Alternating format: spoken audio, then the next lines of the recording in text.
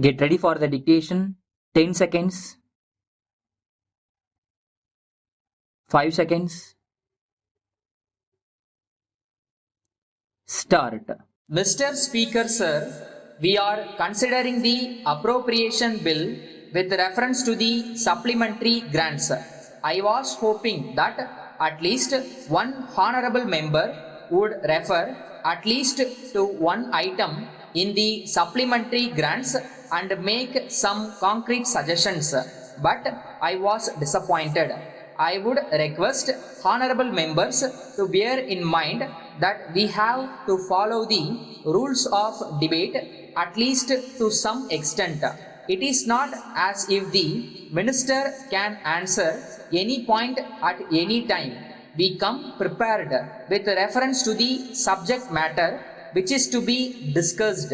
So, honorable members should not feel sorry if I am unable to reply to some points raised here.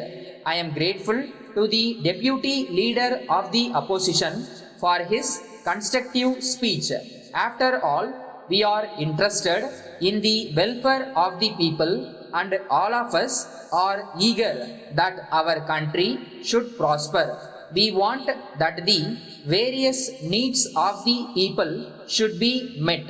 In the method of doing this, there may be difference of opinion in regard to certain matters, but it should not stand in the way of our cooperating where we agree.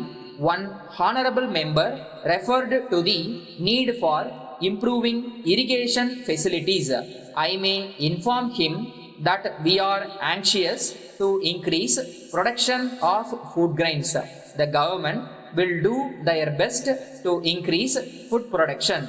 If, as a matter of fact, food production can be increased in any part of the country by a simple scheme as suggested by him, we will look into the matter. Then, as regards bus transport, he referred to the attitude of the conductors towards passengers. I do not know how far his charge is true. I agree that there are certain people, not only in transport service but in other walks of life also, who are unpleasant to other persons. But I may tell the honorable member that if there are bad people in transport service, they should be looked. If he had brought to the notice of the government specific instances, we could have taken action, but he made only a general charge. I now come to the subject of loudspeakers. When one meeting is addressed by one party and another meeting which is held just nearby is addressed by another party, if loudspeakers are installed, it will result in shouting and confusion. It is our intention in permitting the use of loudspeakers that they should cause the least inconvenience to others. It is only with this object in view that the use of loudspeakers is regulated. The government will not stand in the way if meetings are held in a peaceful manner. Subject to this condition, we give full freedom to speech and to write anything in newspapers.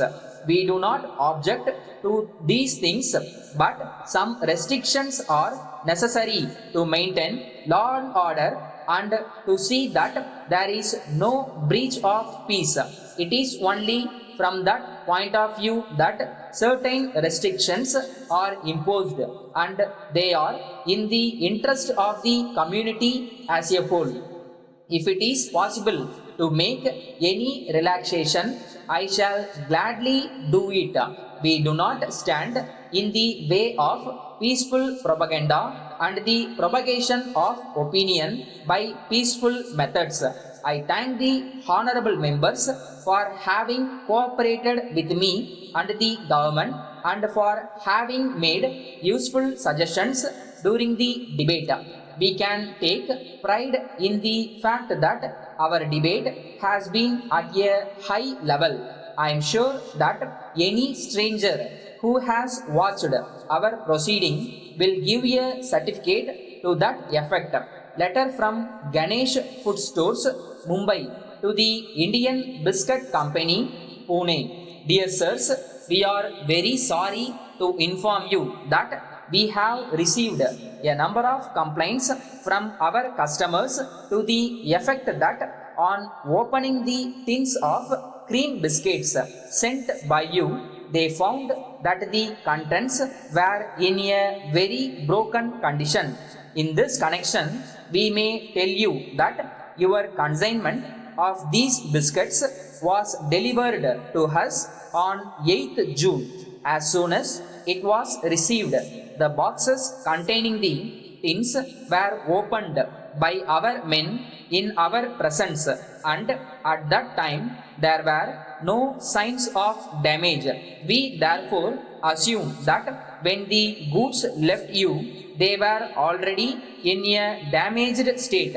We can sell these biscuits easily if they are up to the standard, but we think you will agree that their appearance and conditions are also important in the same manner as their taste. So we are worried about the grievances of our customer. It is our usual practice to supply sound goods in exchange for the defective ones which are returned to us by our customers.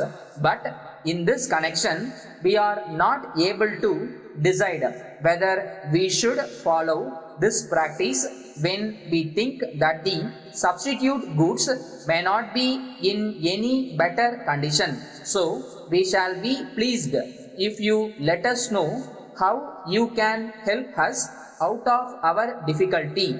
Yours faithfully,